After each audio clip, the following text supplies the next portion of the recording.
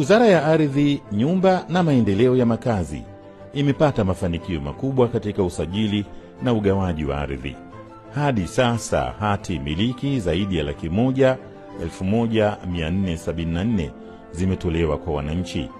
Pia sehemu za majengo 252 imesajiliwa na nyaraka za kisheria 1,23,583 zimeshaandaliwa. Hati za haki miliki za kimila 5,042 zimetolewa kwa wananchi katika halmashauri mbalimbali hapa nchini.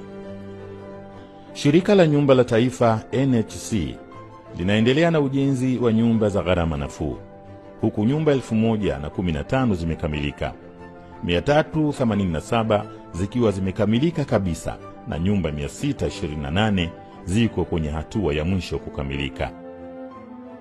Wizara pia imepitisha sera ya ardhi ya mwaka 2023 na inaendelea kuboresha sera ya maendeleo ya makazi ili kuhakikisha usimamizi bora wa sekta ya nyumba na kuongeza tija.